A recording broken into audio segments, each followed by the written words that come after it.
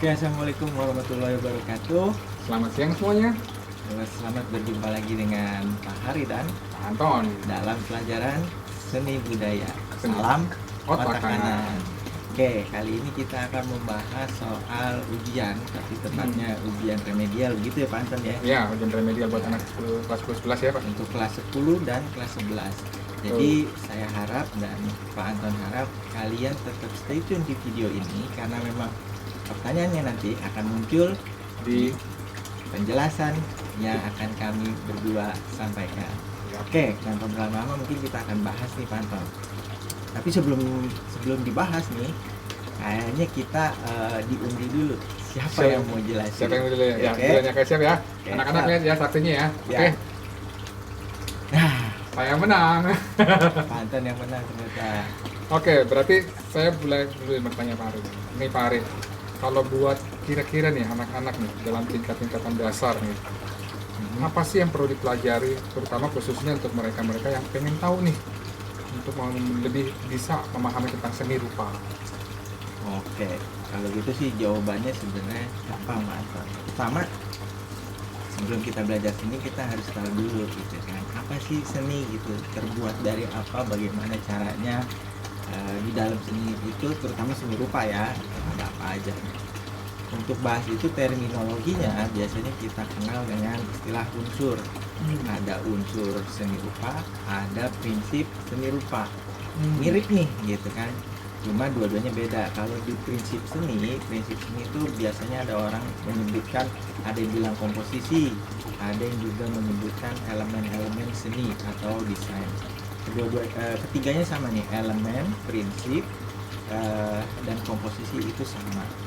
Nah itu yang sebenarnya kita nih Pak Anton ketika belajar seni rupa itu harus tahu itu dulu. Tapi kalaupun mau langsung praktek nggak apa-apa, tapi paling enggak ketika kita mulai praktek, mungkin waktu dari kecil gitu ya, sering gambar mewarnai, itu kita secara nggak langsung udah belajar unsur-unsur seni itu. Nah. Cuma mungkin nggak menyadari. Begini Pak, ini kalau misalkan bicara tentang unsur, kira-kira apa sih unsur-unsur yang ada dalam seni rupa itu? Kalau bicara soal unsur gitu ya, banyak sih orang yang membaginya, ada yang 5, ada yang 4, ada yang 6. Cuma saya lebih cenderung ke 4 gitu kan. Apa itu Pak? Nah, salah satunya saya urutin ya Pak. Iya. Ini kalau bisa berurut biar kalian itu ngejelasinnya nanti gampang. Yang pertama ada garis, kedua ada bentuk, Ada bentuk, ada warna, warna, yang terakhir tekstur.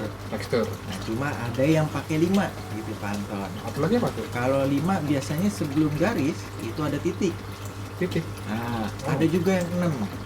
Loh, apa lagi tuh Pak? Kalau 6 itu berarti ada titik, garis, bentuk, ada ruang atau space, warna, baru tekstur. Oh, Nah, gitu Pak. Ya, cuma karena Pak Hari ini biasanya ngajarin ke anak-anak itu 4. Kenapa? Karena memang kayak titik dan ruang itu, kalau titik deh contoh, titik itu mendefinisikannya sulit gitu. Kalau saya Pak Anton saya tanya gitu, titik apa Pak Anton?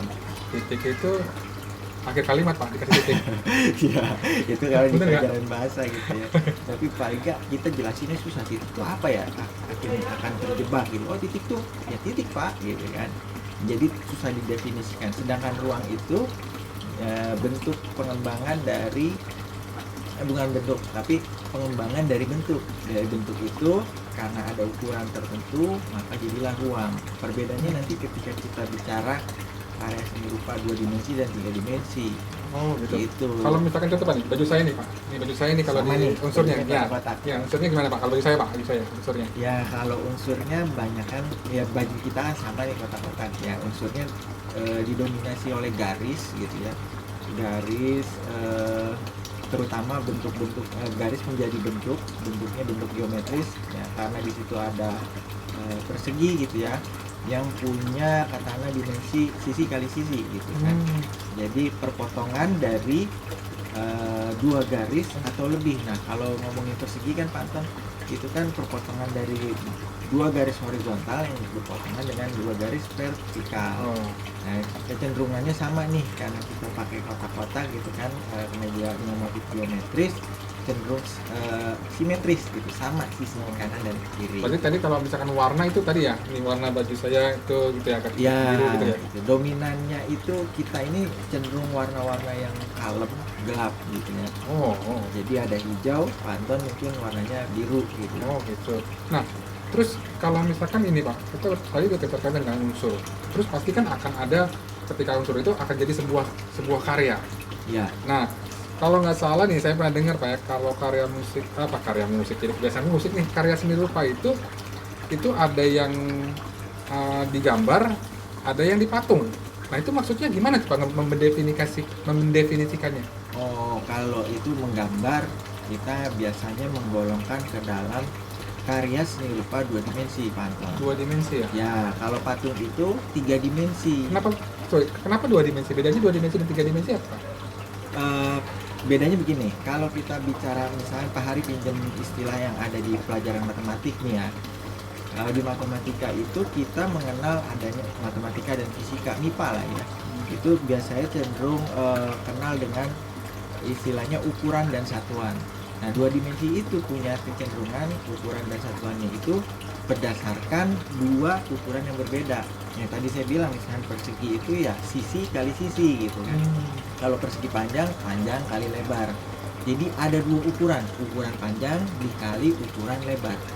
Sisi dikali sisi. Nah, itu pada akhirnya menyebabkan bahwa karya gambar atau lukisan itu dia terdefinisikan sebagai suatu karya dengan besaran berdasarkan ukuran luasan gitu. Oh, luas. Nah, kalau patung ini berdasarkan volume. Nah, bedanya secara matematis kalau luasan itu nanti jadi kuadrat, ya kan, atau persegi gitu istilahnya. Kalau di 3 dimensi dia jadi kubikasi atau pangkat 3 gitu, Pantone. Pangkat 3 itu kalau yang kayak kubus Pak ya? Ya, kayak kubus, balok gitu ya, limas, prisma itu masuknya ke 3 dimensi. Berarti kalau yang segi tadi yang 2 dimensi itu kayak segitiga dan itu persegi panjang gitu ya? Iya, betul sekali. Oh, tuh dengerin tuh penjelasannya Pak Ari. Ternyata tuh nggak sesulit yang kita bayangkan, karena tuh kita sudah ngelihat kok dalam pokoknya selama kita ada di ruangan kita tuh itu kelihatan kok mana yang 3 dimensi, mana yang 2 dimensi. Jadi Ya. tuh gimana Pak? Ada yang mau tambahin lagi Pak? Misalkan Pak? Ya, itu tadi bicara soal unsur. Yang kedua adalah kita bicara tentang elemen, prinsip, atau komposisi. Oh, beda Pak ya? Beda lagi nih. Mungkin ada pendekatan yang sama dengan seni musik. Nanti akan kita gantian ya, kita tanya. Nah, kalau di dalam seni rupa, elemen, prinsip, komposisi seni itu kan dibagi jadi 7. 7 nih, Pantone. 7 Pak ya? 7 Ya. elemen ya? Yang pertama itu adalah, saya acak ya, kalau yang tadi unsur harus berurutan supaya mudah gitu. Tapi kalau elemen, komposisi, prinsip ini bebas gitu. Yang pertama ada unity, kesatuan gitu kan. Oke.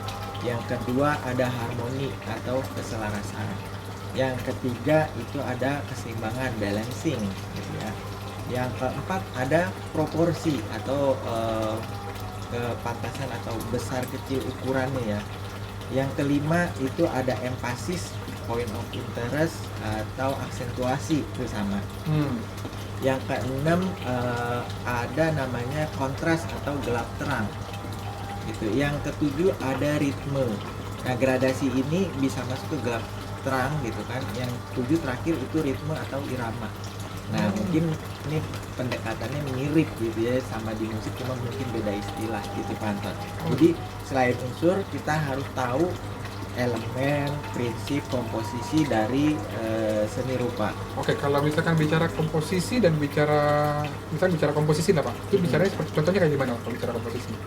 Kalau bicara komposisi berarti ketika kita melihat contohnya sebuah karya lukisan gitu ya, komposisinya bagaimana? Apakah lukisannya itu banyak yang kosong gitu kan? Misalkan dia lukis kanvasnya besar nih, ukuran 1x1, tapi gambarnya kecil. Jadi kita melihatnya ini kanvasnya gede, kenapa gambarnya kecil, objek kecil gitu kan? Jadi seolah-olah banyak ruang kosong.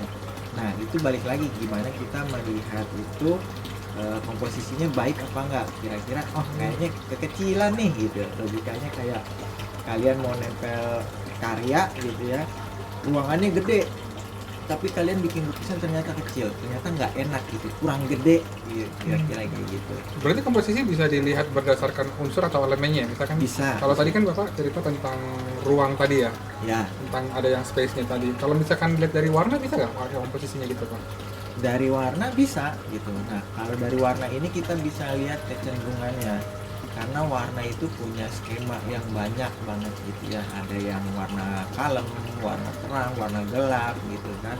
Dan ini mempengaruhi biasanya selera gitu kan.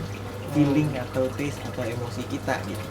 Karena memang beberapa warna itu punya kecenderungan membuat mood kita atau psikologis kita berubah gitu.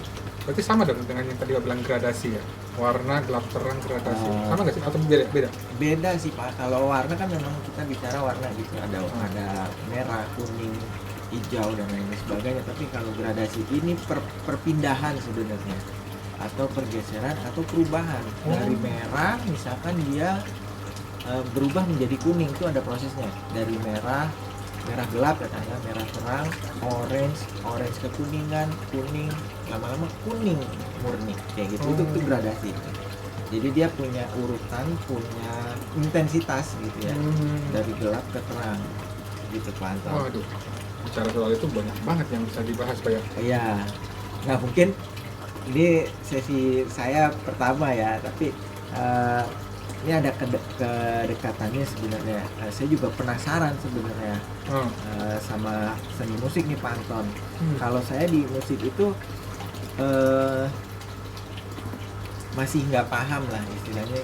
Kalau menurut Pak Anton itu musik itu kayak gimana sih Pak? Secara umum tuh pengertiannya apa? Karena memang kalau saya sering dengar istilah itu ada di dalam musik tuh ada genre, terus musik itu juga dipisah gitu ternyata, ada musik tradisi, ada musik modern gitu.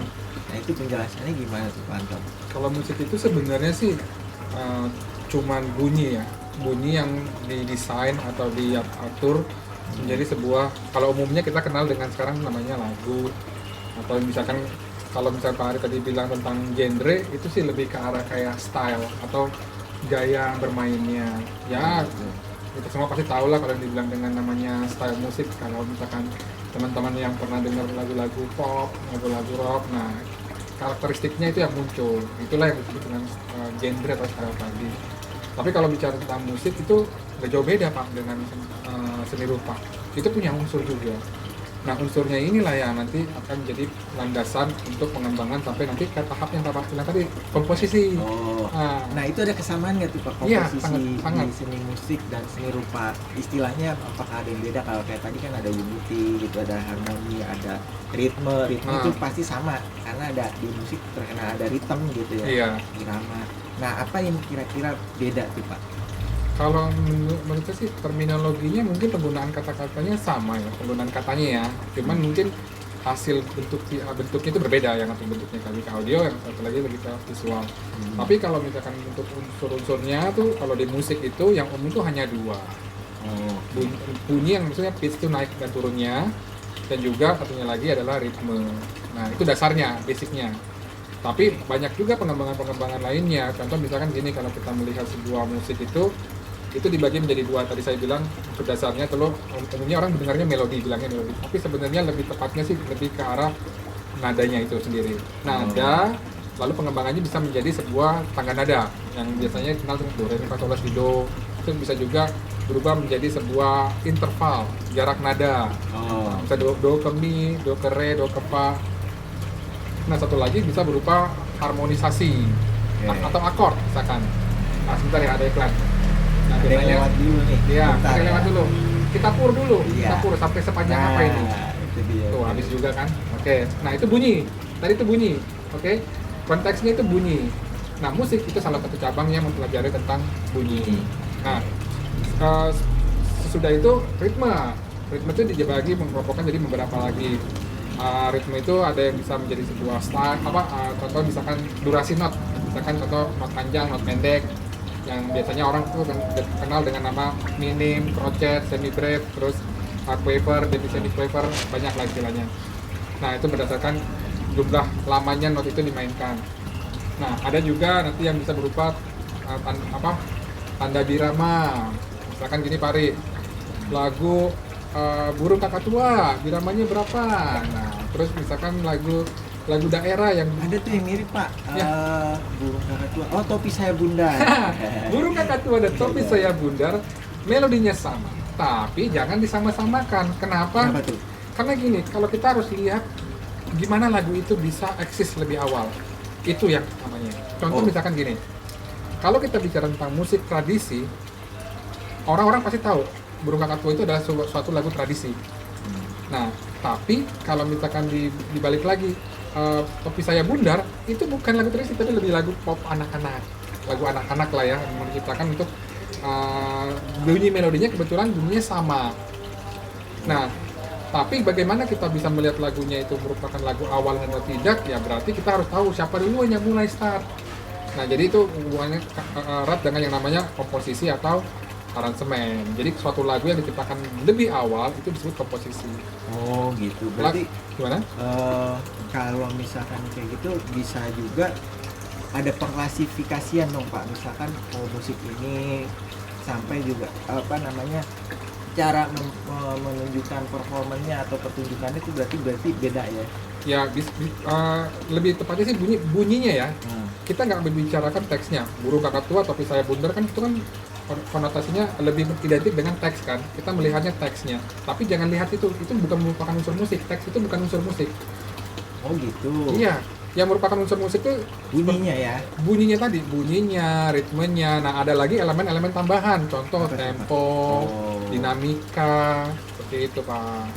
Oh, mungkin kalau di seni rupa dinamika itu ke harmoni kali ya, keselarasan gitu. Kalau sendiri, ya mungkin itu harinya ya gitu. Tapi kalau di musik dinamika itu yang lembut atau kerasnya suara. Oh, berarti kontras kalau di Ya, musik, tuh. di Mirip seni kan? rupa. Oh, Mirip, berarti mirip. beda istilah aja nih. Beda istilah artinya. Oke. Berarti terkait seni musik sebenarnya banyak ya istilah yang sama. Kalau saya terus kemudian tertarik sama ini nih Pak. Kalau di musik itu apakah ada perbedaannya gitu ya antara jenis-jenis dan bentuk dari pertunjukan musik itu sendiri gitu tuh bedanya kayak gimana gitu. Oke. Kalau di seni rupa kan beda nih, ada lukis aja gayanya banyak, lukisan patung juga banyak gitu. Nah, kalau jenis-jenisnya atau performanya itu lebih ke arah penyajian Pak. Nah, kalau saya sih kurang paham kalau untuk yang seni rupa ya, tapi kalau yang seni musik itu bentuk cara penyajiannya. Kan kalau misalkan kita lihat nih, berdasar penyajian musik berdasarkan jumlah orangnya. Kalau solo itu 1 orang, Oke. duet itu 2 orang, trio itu 3 orang berdasarkan jumlahnya. Tapi kalau berdasarkan elemen yang ada di dalamnya, itu bisa menjadikan hal yang berbeda. Contoh misalkan, kalian cek ya di video YouTube Bapak tuh ada satu video lagu judulnya Manu Gadali dan Kolam Susu. Nah, Manu Gadali yang Bapak mainkan di YouTube salah satu video channel Bapak itu merupakan lagu tradisi yang dimainkan dengan elemen musik atau performance-nya band. Oh, Karena gitu. ada keyboard, ada bass, ada drum, walaupun nggak ada gitar dan vokal ya. Nah, Oke. itu lebih karena identifikasi jenis performance-nya yang ada. Nah, tapi kalau balik lagi, itu kan sebenarnya lagu daerah. Aslinya tidak dibawakan dengan alat itu. Akan menjadi sebuah aransemen baru ketika dibawa dalam bentuk band. Oke, kalau dari saya sih cukup singkat ya, cukup paham lah gitu kan. Mungkin dari Panten masih ada yang mau ditanya terkait seni rupa atau gimana? Kalau nggak kita akan pindah tempat nih karena kebetulan hujan. Hujan hujan ya. guys, kita akan Hujan, pindah. guys. Kita Uyup akan nanti. pindah.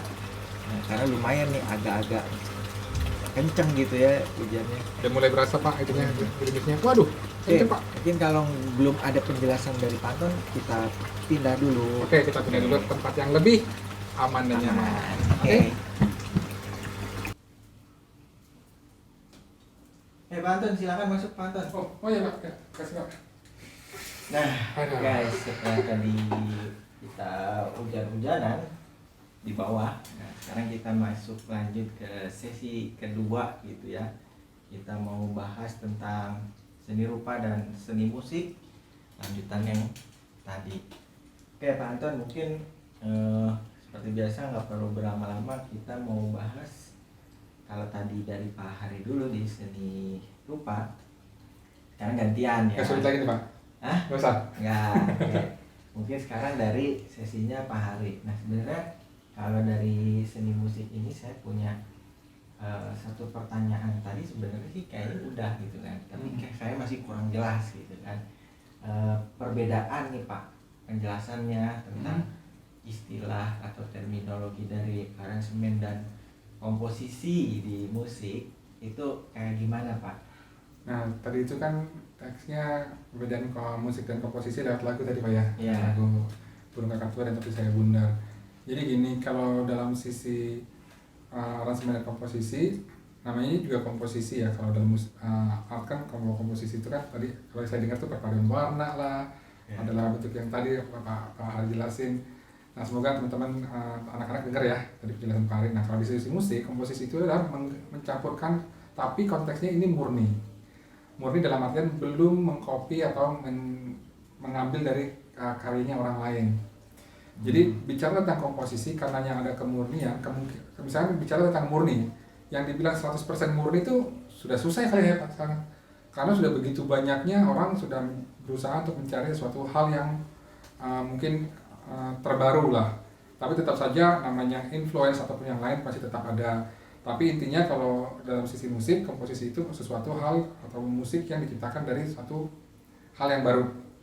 Nah, sedangkan aransemen itu adalah suatu hal yang dikembangkan dari hal yang sudah ada. Contoh misalkan tadi Topi Saya Bundar itu merupakan sebuah aransemen. Tapi konteksnya begini, kalau dibilang itu secara musik atau elemennya itu bisa dibilang sebagai plagiat Pak. Karena melodinya sama. Karena lagu aslinya itu adalah sebenarnya kan lagu itu Burung Kakatua. Burung Kakatua itu lagu tradisi. Nah, teman-teman kita tinggal cari aja Burung Kakatua itu lagu tradisi dari yang mana. Nah, nanti biar itu Pak ya, biar ada pertanyaan-pertanyaannya. Nah, itu sih sebenarnya bedanya komposisi sama aransemen Pak.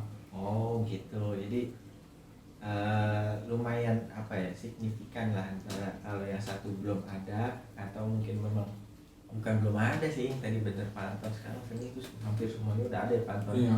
Jadi lebih cenderung ke modifikasi, inovasi gitu ya. Betul. Karena kalau di seni itu apalagi yang seni rupa itu ada istilah neo gitu kan, ada neorealis, neopop art, neo dan lain sebagainya. Nah memang ada pembaharuan dari salah satu style atau gaya dari seni itu sendiri.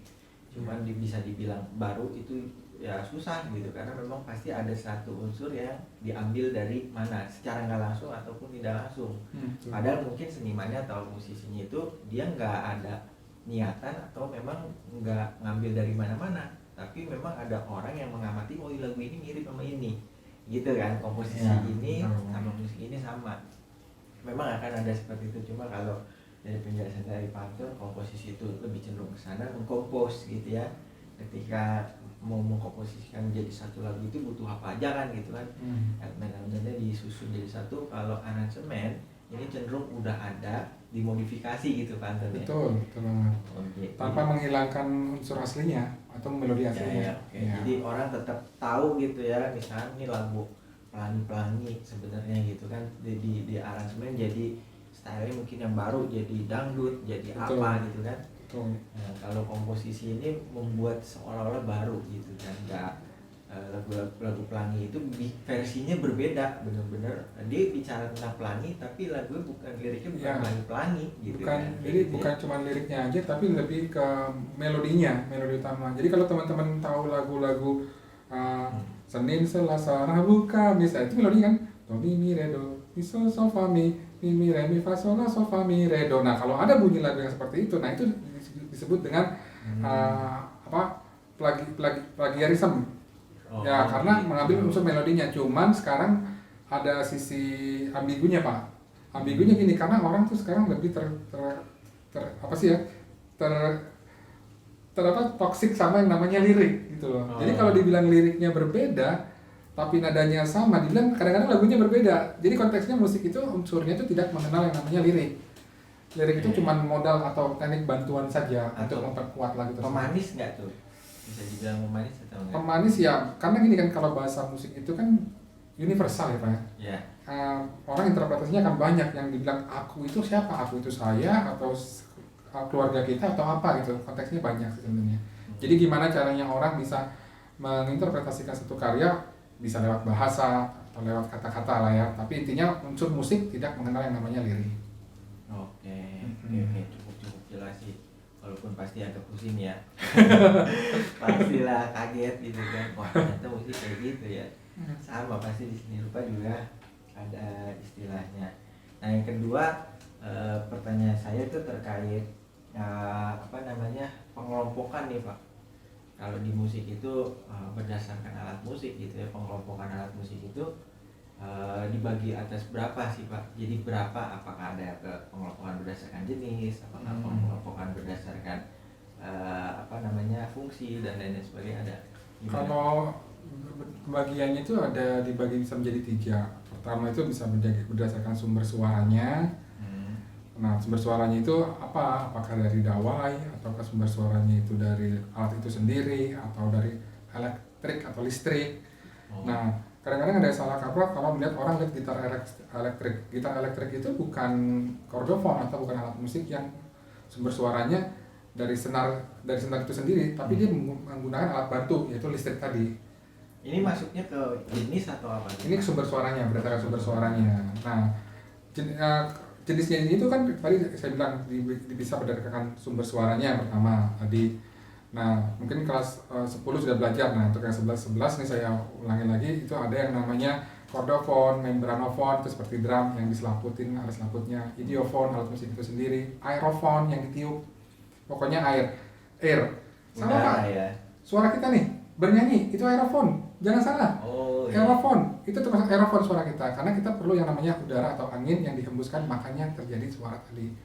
Dan yang terakhir adalah elektrofon, ya, yang menggunakan alat bantu listrik seperti digital keyboard, terus digital drum, atau misalkan kalian pernah dengar digital saxophone, itu ada alat yang terbuat dari elektrik. Dan juga ada lagi Pak, virtual instrument. Iya. Kayak bisa pakai app gitu ya? Iya, pakai app. Nah, itu juga termasuk elektrofon. Oke. Terus kalau berdasarkan fungsinya, terus sama berdasarkan tekniknya ada nggak tuh Pak? Diklasifikasikan? Iya, kalau berdasarkan fungsinya itu hanya dibagi 3 fungsi, sebagai melodi, sebagai harmoni, atau sebagai fungsi ritmis. Nah, contoh bass, nggak mungkin kan bass tuh main kayak chord jreng gitu. Kebayang dong, satu bunyi saja untuk bass aja itu, kalau misalnya satu bunyi itu ada, itu sudah bisa mewakili semua. Kalau berlebihan yang ada kamu terbingung, ini sebenarnya lagunya apa, karena terlalu banyak distorsi bunyi. Beda sama bunyi-bunyi yang tinggi.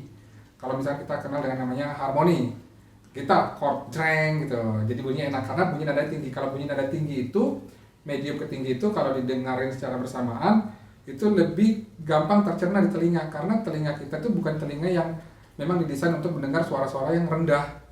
Kalau suara yang rendah terlalu banyak, biasanya kita akan bergemuruh, pengang gitu. Sama juga kalau suaranya yang terlalu tinggi, tapi kita dengar itu terlalu tinggi, kuping kita juga bisa sakit. Seperti itu. Nah, satu lagi tekniknya ya itu berdasarkan caranya, gimana cara kita memainkan alat musik tersebut. Ya kalau gitar, ya bisa dipetik, bisa nggak digesek. Ya kalau kalian mau coba cari inovasi baru, digesek juga senar kita juga bisa. Ada tuh musisi dulu gitarnya digesek. Siapa? Grup-grup rock zaman dulu ya. Ada tuh namanya Led Zeppelin. Wah, betul banget. Kalau sekarang ada tuh gitaris itu fingerstyle. Siapa tuh? Alif Bata. Oh iya. Yang fenomenal. Iya. Kalau dia emang nggak pakai apa-apa, tapi emang jarinya kayaknya ada matanya. Mata-mata kan. Bisa jadi. Ya jadi sih seperti itu sih Pak. Kalau misalkan alat musik ya aerofon pasti kan ditiup kan Pak. Nggak mungkin dipukul.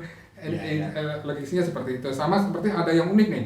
Kalau kalian cek saya potong nih Pak. Berarti kalau sebenarnya penjelasan gampangnya ke belakang fontnya itu dihilangin aero, berarti dari udara. Itu. Kalau chordofon, chord berarti katanya dari kata chord, kunci gitu ya Pak. Apalagi sih tadi? Ada chordofon, membranofon berarti pakai plasma atau selaput gitu ya.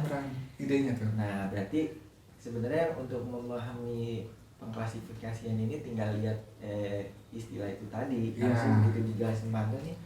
Nah, sebenarnya font belakangnya dihilangin, nah kita masuk terminologi di awalnya gitu kan. Iya, sama seperti misalnya telepon. Telenya itu bicara. ya, Nah, fontnya itu kan bunyi ya. Hmm. Nah, jadi seperti itu. Saksofon, nah, font itu bunyi. Oke, oke. Heeh. Ya paling nggak itulah penjelasan dari musik nih, jadi apa namanya, tercerahkan gitu ya. Ya. Nah, ada satu lagi Pak. Mungkin teman-teman pernah tahu kalau alat musik yang dipetik itu biasanya yang berdawai. Nah, buat yang kelas 10 kalau sempat ketemu pertemuan terakhir itu ada satu lagi alat musik idiofon tapi dipetik. Namanya kalimba. Oh gitu. Ya ting ting ting. Cek aja deh kalimba seperti apa. Nanti ada gambarnya. Kalau di bawah juga ada nih Pak yang bisa dipetik. Tapi bukan alat musik. Buah. Itu dia. Tapi jangan memetik masalah Pak ya. Ya, ya, ya. Oke. Oke, nah, misalkan gini Pak nih, kalau sekarang saya balik ke pertanyaan nih, tadi Pak Ari ditanya nih, walaupun nggak lewat suite Pak ya, takut saya menang lagi Pak. Jadi, kalau misalkan medium atau medium itu maksudnya media ya, Iya, medianya iya. tuh. Media dengan material, misalkan apa sih perbedaan antara media atau medium dengan material dan alat-alatnya itu dengan tekniknya dalam berkarya seni rupa. Maksudnya itu gimana Pak ya, misalnya kita bisa tahu mediumnya, terus tekniknya, caranya, karena kan kalau kita lihat seni rupa itu, saya tahu cuma kertas Pak. Oke. Ada nggak yang lain Pak? Misalkan kalau musik kan ada udara tuh Pak. Oh. Kata saya kata Pak gitu ya. Gimana Pak kayak jelasannya Pak? Nah ini dia nih, kalau ngomongin apa namanya ya, seni rupa itu kita lebih dekat sama unsur yang sifatnya tangible, kebendaan gitu ya, sesuatu yang sifatnya benda gitu. Jadi ada apa namanya, ada materialnya gitu ya. Nah kalau di dalam seni rupa memang kita mengklasifikasikan tuh ada media atau medium gitu ya, ada material gitu kan, ada alat, kalau material cenderung ke bahan gitu ya, material, alat sendiri gitu ya, tools gitu, equipment tuh beda lagi. Terus yang terakhir ada apa namanya, medium, teknik. Nah bedanya di situ. Nah kalau bicara soal tadi pertanyaan Pak Anton ngomongin media atau medium itu pada dasar ya mungkin dari segi epistemologis bahasa dia adalah perantara media, medium.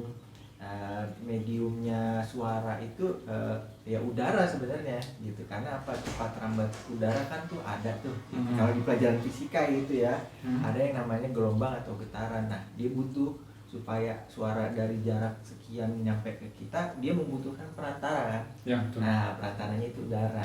Nah sama dengan di seni rupa, kita juga butuh media atau medium, perantara itu tadi ketika membuat suatu karya. Nah bicara ngomongin media atau medium ini yang paling gampang ketika bicara lukis, media atau mediumnya ya yang terkait tempat kita perantaranya untuk menyampaikan lukisan itu. Yang umum kan ada kanvas, ada kertas gitu kan, ada dinding, bahkan sekarang medianya banyak sampai di sepatu gitu kan, sampai di pakaian. Jadi udah nggak bisa dikategorikan satu persatu lagi. Sebenarnya ada satu kecenderungan kebebasan kita ini, seniman ini mau buat karya itu mediumnya apa gitu kan. Ketika bicara medium berarti perantara atau sesuatu yang kita letakkan untuk melukis tadi, membuat karya tadi, bisa dinding, kertas dan lain sebagainya. Sebentar Pak, ini pertanyaannya menarik nih, medium. Saya itu pernah lihat Pak, namanya bukan guru seni rupa ya, saya pernah lihat aja, prakteknya nggak pernah. Ngelihat tuh ada orang mau mewarnain helm, tapi dia naruh cat di air. Saya nggak ngerti tuh maksudnya kenapa taruh di air, kenapa nggak langsung dicat aja di itunya, di apa sih, di helmnya gitu loh. Ya paham. Itu ada satu tekniknya namanya saya lupa water apa gitu ya. Jadi dia kayak cat atau stiker sebenarnya ada di permukaan air gitu kan. Nanti helmnya dicelup, diputer gitu, nanti si motif yang ada di permukaan air itu nempel, pindah, transformasi bertransformasi pindah ke helm itu tadi sebagai medium. Seru juga Pak ya, maksudnya seni rupa itu tekniknya banyak ternyata. Banyak. Nah itu bicara teknik. Kalau tadi mediumnya, ketika bicara tadi Pak Anton bicara mediumnya ya helm gitu kan, perantara untuk menaruh karya atau visual atau objeknya ya helm tadi gitu kan. Cuma tekniknya memang dia menggunakan air, ada yang stiker, ada yang cat gitu. Jadi cat itu atau stiker yang basicnya dia air, basicnya minyak. Secara fisika kan ada namanya kohesi adesi gitu ya. Nah dia sifatnya kohesi, dia nggak menempel dengan air sehingga Jadi ketika dimasukin medium ini itu, fisika loh. nah, Saya teringat satu fisika. Jadi guru saya pernah waktu SD ya, SMP SD lagi. SMP suruh mencampur antara air dan minyak, kagak bisa loh. Saya udah aduk berkali-kali nggak bisa loh. Ternyata memang apa ya, sudah dipikirkan terlebih dahulu. Jadi makanya itu kenapa orang-orang pemikir itu sebenarnya banyak ada di ranah-ranah seni ini. Kalau nggak bikin nggak bisa ya. Ini Pak, bentar Pak. Oke. Media itu berpengaruh, tadi Pak Ari jelasin, media itu berpengaruh terhadap gimana caranya kita bisa transfer ya dari Iya. satu ide ya ke dalam bentuk sesuatu. Nih saya penasaran nih Pak. Di depan saya ini ada media. Oke. Ini saya nggak tahu nih Pak ya. Tadi nih guys, ini saya ketemu nih. Saya ngeliat nih, apaan ini? Kok nggak jelas nih? Bentuknya kayak begini nih. Saya nggak tahu ini apa, tapi ini media itu juga Pak, seni rupa. Ini media, salah satu media seni rupa gitu kan. Biasanya digunakan untuk biasanya gitu, tapi balik lagi tergantung orang itu gunanya untuk apa. Tapi biasanya digunakan untuk materi dikatakanlah subjeknya itu seni grafis gitu. Jadi untuk mencetak gitu Pak. Berarti ini gimana caranya Pak? Saya nggak ngerti nih. Ini Nah, fungsinya ini apa ya? memang ada caranya gitu kan, ada treatmentnya. Dia butuh alat gitu kan. Kalau ini disebut dengan bahannya gitu kan, bahannya, materialnya ini gitu kan, mediumnya nanti gitu, beda lagi. Jadi ini bahannya, terus kemudian ada alatnya, beda lagi nanti. Di grafis itu lumayan sih, ada beberapa macam gitu kan, alat, material, bahan, termasuk juga teknik. Kayak gitu berarti bisa buat kayak mau cetak-cetak gitu Pak bukan? Ya kalau Pak Anton tahu mungkin yang sederhana stempel Pak. Oh stempel. Nah, Itu juga medianya juga itu sama ini. stempel itu Grafis juga termasuk. ya, stempel itu sebenarnya bukan medianya sebenarnya. Lebih cenderung ke alat. Udah jadi alat dia. Oh makanya dari stamp. Nah itu kalau kalian umum sering dengar stempel itu salah satu bentuk karya seni grafis. Oh berarti itu masuknya kalau yang pakai media datar begini tuh 2 dimensi. Ya bisa dibilang 2 dimensi, gampangnya gitulah. Oh gitu, berarti kalau misalkan bentuk karya seni yang 2 dimensi yang tadi Bapak bilang tentang apa seni grafis itu, kalau berdasarkan penjelasan Pak Hari tadi bisa dibuat apa sih yang lebih gampang itu menjelaskan kayak gimana sih grafis. Saya juga bisa jelasin, mungkin jelasin ke saya juga, jelasin ke teman-teman juga, maksudnya grafis itu apa sih Pak? Oke. Nah kalau membahas soal grafis gitu kan, sebenarnya ada di materi pelajaran di SMA lah ya. Dasar banget, karena seni grafis itu merupakan bagian dari karya seni rupa 2 dimensi gitu. Umumnya 2 dimensi. Kalau sekarang di era kontemporer ini bisa jadi 3 dimensi, bisa jadi gitu kan. Tapi grafis ini cenderung ke 2 dimensi. Nah grafis itu esensinya dari grafis adalah cetak. Jadi proses mencetak. Grafis itu kan berasal dari bahasa Yunani gitu ya. Graphein atau graf artinya mencetak, menoreh gitu ya. Menoreh tuh kayak ditoreh gitu ya. Nah, kayak dipahat, tapi dia sebenarnya bukan jadi patung gitu, bukan jadi relief juga, tapi bikin marking gitu ya. Nah, dari situ timbullah teknologi untuk mempublikasi atau mereproduksi. Jadi esensinya grafis ini sebenarnya mencetak dalam rangka memperbanyak. Jadi gimana caranya saya mau zaman dulu nih kita mau nginfoin sesuatu informasi kayak poster, bikin poster zaman sekarang kan nggak mungkin mau ngasih tahu seseorang satu-satu gitu supaya orang itu dapat komunikasi atau informasi yang sama, maka dibutuhkan suatu media untuk penyampaian. Maka hadirlah seni grafis tadi. Jadi informasi itu dicetak, disebarluaskan, semua orang yang dapat itu pasti hasilnya sama gitu kan. Nah itu cikal bakalnya seni grafis. Jadi esensinya adalah mereka itu mencetak di media, biasanya medianya kertas, kain gitu ya, untuk diperbanyak, direproduksi. Oke. Atau produksi massal. Berarti ini bisa dijadikan sebagai alat perantaranya. Ya, karena gini, gampangnya tadi Pak Anton saya jelasin tentang stempel. Stempel itu sekali bikin kan bisa bertahun-tahun kan. Misalnya stempel di sekolah gitu kan, atau di rumah stempel RT RW, bikin sekali tapi bisa buat digunain berkali-kali kan, hasilnya sama. Oh ini pasti RT ini, oh pasti ini sekolah ini, nggak perlu bikin berulang-ulang kali gitu. Jadi esensinya seperti itu. Jadi kalau sekarang kecanggihan si seni grafis ini kan beralih karena adanya teknologi baru kayak mesin printer gitu ya, digital. Jadi ya nggak perlu pakai stempel lah gitu, lewat di print out aja jadi gitu. Tapi tetap memang ada beberapa hal yang memang tetap membutuhkan stempel gitu. Jadi saya berpikir satu begini Pak, sekeren-keren apapun yang namanya digital, butuh yang namanya sentuhan manusia. Pada akhirnya. Gitu. Pada akhirnya ya. Ya Karena jadi gini Pak, banyak orang yang bilang wah kalau seni rupa ngapain pakai cat, mendingan langsung aja campur-campur dipakai paint dan lain-lain. Tapi ada beberapa orang juga bilang ngapain juga pakai paint, orang kita manusia mendingan pakai secara manual. Sama kalau misalkan di musik, alat musik digital sekarang ada, orang nggak perlu yang namanya berlatih musik, mengembangkan kemampuan humannya untuk bisa main alat musik tertentu, cukup langsung pakai alat musik digital langsung bisa. Tapi ada orang tertentu juga yang butuh yang namanya sentuhan manusia. Jadi kalau misalkan di summary Pak dari awal sampai habis mengenai materi seni rupa nih, nanti juga saya coba menutup ya gitu. Atau gimana Pak? Ada yang mau dijelasin dulu Pak? Paling ini yang bisa saya sampaikan tadi, seni grafis itu kan masuk ke ranahnya karya, karena cenderungan ya dia masuk ke ranah karya seni 2 dimensi. Yang perlu teman-teman ketahui tentang perbedaan 2 dimensi dan 3 dimensi, saya lagi-lagi nih pinjam istilah dari pelajaran lain kayak karena matematik gitu kan. 2 dimensi atau 3 dimensi dalam seni rupa itu, saya kalau pinjam istilah dari mata pelajaran lain adalah terkait dengan ukuran dan satuan. Nah, ukuran dan satuan kan cenderung ada di pelajaran fisika atau matematika gitu kan. Nah, membedakannya adalah ketika bicara 2 dimensi, artinya di belakang dia pangkat 2.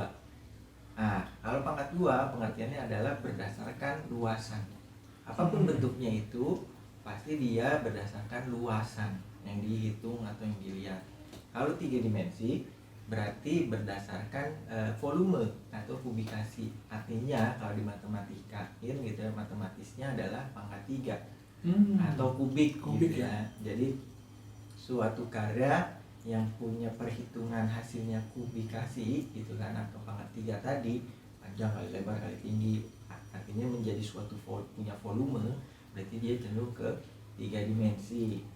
Nah, kemudian juga terkait seni grafis tuh sebenarnya memang ada, nanti kita praktik gitu ya. Wah, seru tuh Pak. Saya pengen lihat hasilnya anak-anak. Oke, cuma sebelum itu saya mau membedakan dulu nih terkait dengan apa sih yang dibutuhkan dari seni grafis. Mungkin Anda coba saya pinjam. Nah, ini di depan kalian ini ada karet ya, karet lino nih, karet gitu ya. Ini karet ya. Nah, itu karet lino, dan ini yang satu lagi papan dari kayu MDF. Bedanya ada yang ini lebih lentur, ini enggak, ini keras gitu kan. Nah, dua-duanya ini apa namanya?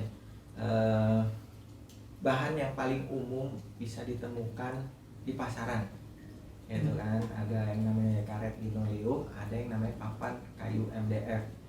Dia kayak papan triplek, tapi kalau digores kayak serbuk gitu ya, tapi dipres. Jadi kalau MDF itu ada panjangannya sebenarnya Pak Anton, medium density fiber nantinya. Jadi dia menengah gitu ya, karena ada high density fiber, jadi ada yang keras banget, dia kategorinya agak lunak. Nah, untuk membuat grafis itu kita bikin sketsa dulu sebenarnya di sini Pak Anton. Di atas permukaan ini pakai bikin sketsa atau gambar desain. Kemudian kalau udah jadi, nah nanti pakai alat ini nih gitu. Ini namanya pisau cukil. Nah, ya, Ini yang ada di depan Kayak itu saya. Pak, nama boneka cukil. Cakil. Caki. Atau caki. Caki. Nah ini sebenarnya alat ya. Ini kita bicaranya alat. Nah ini alatnya. Ini namanya mungkin Ini Pak, Anda tunjukin. bisa tunjukin. Nih, ada lengkungnya nih Mas. Tuh. Nih, ini lengkungnya. Nah terus ini juga masuknya alat gitu ya. Ini namanya roll grafis. Ini kayak buat ini Pak, dinding. Iya bisa buat ngecat. Jadi tapi Nah, ini namanya bar end buat ini Pak. buat gosok, buat neken. Oh, ditekan gini Pak. Ya jadi nanti gambar yang udah jadi itu ditekan. Ini masuknya masih ke alat ya. Kalau yang tadi itu bahannya, materialnya nih, silino tadi dan MDF. Kemudian yang terakhir ini tinta nih. Tintanya ada di sini. Oh. Gitu ya. Cair apa ini Pak Sebu? Ini cair. Nah, tinta itu ada dua macam. Ada yang basicnya oil gitu kan. Ada yang basicnya water base gitu ya. Biasanya water base itu lebih mahal. Tuh. Nggak tahu kenapa gitu ya, tapi lebih mahal karena dia lebih cepat kering. Kalau oil itu bisa kalian cetak sekarang, keringnya paling nggak besok lah udah bisa aman, bisa betul. Tapi kalau water itu hitungan jam, hitungan menit paling nggak udah kering.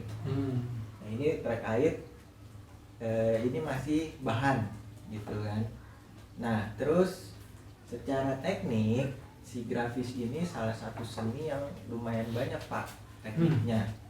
Yang bisa mungkin saya sebutkan umum itu atau yang saya kenal itu ada 5. Ada woodcut. Nah woodcut itu tadi woodcut dan linocut. Kalau woodcut pakainya papan MDF. Kalau linocut pakai karet yang tadi yang hitam, ini linocut. Ada yang namanya litografi. Kalau litografi dia pakai batu khusus. Namanya batunya lito gitu kan, makanya litografi. Terus ada yang namanya pakai mesin fotokopi juga ada. Mesin fotokopi? Ya, namanya serografi. Kayak gimana Pak jadi bentuknya? Ya kayak fotokopi sebenarnya gitu ya. Ada lagi yang menggunakan teknik menggunakan screen atau biasa kita kenal dengan sablon gitu ya. Printer Pak? Bukan, beda lagi. Dia pakai sablon gitu kan, pakai screen. Ini itu namanya serigrafi. Nah, terus ada lagi penggunaan logam gitu kan. Tunggu sebentar Pak, nih kita pur dulu nih Pak. Dipur dulu aja. Sari roti. Nah, terus ada apa namanya? Ada lagi yang menggunakan plat logam. Jadi kita gambar di plat logam. Nanti plat logam itu ketika udah digambar dengan tinta, kita asemin, kita celupkan dengan cairan kimia asam gitu kan. Namanya ferrichloride gitu kan, FeCO4 kalau nggak salah rumus kimianya, bisa tanya Bu Erna lah nanti. Ferrichloride supaya apa? Bagian yang ketutup tinta di gambar di plat besi tadi itu tidak terkikis oleh cairan kimia. Jadi yang enggak tertutup gambar tadi dia terkikis, maka nanti hasilnya menimbulkan semacam relief. Kayak uang logam Pak. Oh gitu. Nah itu namanya. Tapi kalau uang logam kan bukan dipakai plat elektrik. Nah kalau itu tekniknya, kalau uang logam karena di pabrik ya di press gitu kan. Kalau ini kita yang sederhana di di seni grafis itu biasanya pakai cairan, namanya ferrichloride tadi itu namanya ETSA. Waduh, jadi banyak gitu. Banyak banget nih. Jadi kalau dengar ceritanya Pak Hari, ini salah satu cabang yang bisa ngeblend kemana aja nih. Mau apa? Mau bikin rumah? Bisa. Mau bikin apa lagi? Yang penting nggak bikin bumi ya, yang bikin bumi contohan. Jadi intinya sih sebenarnya berarti media itu akan mempengaruhi teknik caranya dan juga yang tadi itu saya coba ngerangkum dikit Pak ya. Yang tadi yang dibilang grafis itu intinya itu sebenarnya teknik untuk membuat sebuah material dalam bentuk massal ya. Seperti Bapak mencetak ya. Berarti grafis itu cetak ya. Cetak. Jadi gampangnya grafis itu cetak. Kalau makanya ada istilah desain grafis, berarti desain untuk dicetak. Orang tukang itu Pak.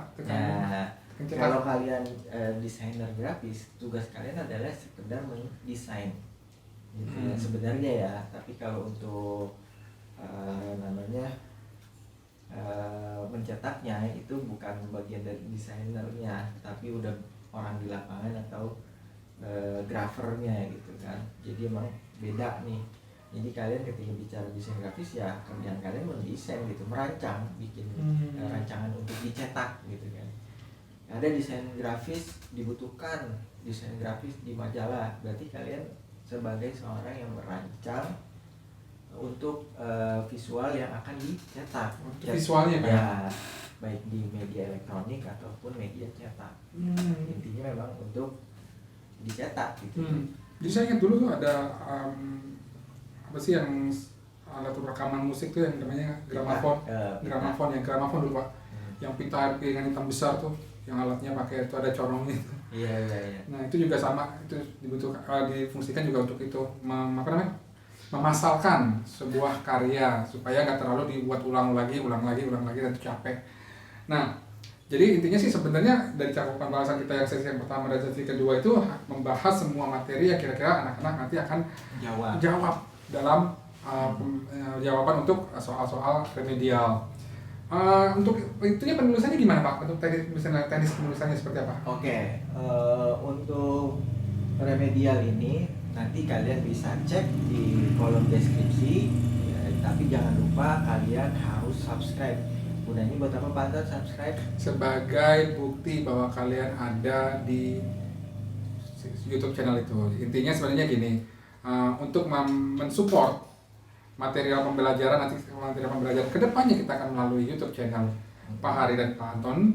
Jadi di subscribe untuk apa? Setiap materi pembelajaran baru itu akan di-blast masukkan ke sana, dan teman-teman tinggal cek-cek dan lihat-lihat saja. Begitu Pak. Oke, pokoknya nanti kalian subscribe karena kuis dan soal itu juga bisa jadi akan muncul. Nah kalau kalian nggak subscribe nggak bakalan tahu tuh infonya gitu ya, kira-kira. Karena kedepannya itu materi-materi kedepannya itu akan bersinggungan dengan materi saat ini Pak ya. Ya. Nah itu jadi sangat menguntungkan Pak ya. Jadi mungkin Pak Hari dan Pak Anton ini berusaha menjadi vlogger lah ya. Jadi gimana caranya bisa menyampaikan materi itu banyak gitu kan, dan bisa jadi nanti ke depan akan ada pembelajaran kita live streaming gitu ya Pak Anton. Oh iya, itu jadi gini, sebenarnya Pak Hari dan Pak Anton itu coba menggunakan berbagai macam kemungkinan dari sosial media kah atau dari platform-platform yang ada, supaya kenapa? Supaya kita juga bisa mengembangkan teknik-teknik teknologi dalam pembelajaran kita. Benar begitu Pak? Betul, sip banget. Oh iya, untuk menulisnya nah gimana tuh Pak? Oke, untuk menulis nanti kalian lihat di link di kolom deskripsi. Di tulis tangan atau di mana? Kalau soalnya gitu ya Pak Anton. Iya, jawabannya anak-anak. Oke, kalau jawabannya kalian perhatiin aja nanti di deskripsinya apakah itu diperintahkan untuk ditulis tangan atau kalian langsung dulu tulis di Google Form ya. Di Google Drive ya. Google Drive ya. kalian upload di sana gitu kan. Silahkan disimak apa aja petunjuknya. Intinya ini semua adalah untuk pengganti atau perubahan dari nilai yang telah kalian dapat dari ujian tengah semester yang mungkin kayak dirasa kurang gitu ya. Oke. Jadi sebenarnya itu saja sih yang bisa Pak Hari dan Pak Anton sampaikan. Jadi untuk lebih lengkapnya nanti akan ada di kolom deskripsi. Nanti setelah video ini selesai, nanti akan ada deskripsi yang akan menyusul berikutnya. Setelah kalian selesai menonton, akan ada deskripsi. Di kolom deskripsi itu akan ada pertanyaannya. Dan gimana teknis kalian menulis jawabannya dan menyampaikan jawabannya dan mengirim jawabannya untuk kumpulan itu. Nah terakhir dari Pak Hari dan Pak Anton, terakhir banget ada 2 video gitu ya. Nanti di link video yang pertama itu mungkin untuk anak-anak kelas 10. Jadi link yang kedua ingat-ingat ya, itu untuk anak-anak kelas 11. Karena 2 materinya beda gitu kan. Kalian jangan sampai salah. Yang link pertama untuk kelas 10, yang link kedua untuk kelas 11. Nanti ada tulisannya kali Pak ya? Ya, nanti kita sampaikan di belakang di akhir. Nah, kalian klik atau ketik sendiri di YouTube linknya itu gitu kan. Kalau bisa diklik di layar gitu ya. Kalian langsung masuk ke video. Nah, pertanyaannya adalah atau soalnya adalah kamu jelaskan, dua-duanya sama nih. Kamu jelaskan secara sisi seni musik video tersebut dan secara sisi seni rupa. dari kedua video tersebut. Jadi ada video nih, ya kan, dua-duanya punya unsur seni musik dan seni rupa. Nah, kalian jebarkan, kalian uraikan berdasarkan pengamatan kalian. Nah, ini semacam esai lah ya, menurut kalian persepsi dan perspektif kalian melihat video itu seperti apa. Ini juga merupakan bagian dari soal, gitu ya Pak Antam. Begitu. Nah, jadi kayaknya sudah ya Pak ya, kita nggak ada lagi yang mau disampaikan. Mungkin Pak Hari bisa terakhir? Ya, mungkin dari Pak Hari, untuk kalian ke depannya bisa lebih baik lagi. Tapi ingat juga ketika menghadapi ujian, saya nggak suka yang mencontek, saya suka yang nilainya nggak bagus-bagus amat, tapi jujur gitu kan, supaya kalian pada akhirnya belajar. Kayak sekarang nih, mau nggak mau kan nonton video kita. Pokoknya intinya kami berusaha sekreatif mungkin lah untuk membuat pembelajaran ini bisa tersampaikan dengan teman-teman secara enak lah, secara asik lah. Ya, mungkin di edisi berikutnya kita akan banyak praktek ya. Saya mungkin Pak Anton bantuin saya nge-shoot video saya lagi praktek mengerjakan apa. Iya. Begitu juga sebaliknya, saya akan merekam Pak Anton melakukan atau belajar misalnya praktek main apa gitu, musik apa. Kira-kira gitu deh. Oke, sebagai penutup dari kami, terima kasih buat perhatian kalian semua. Jangan pernah merasa puas untuk selalu belajar dan mencari informasi. Salam otak kanan. Bye. Bye. Sukses ya.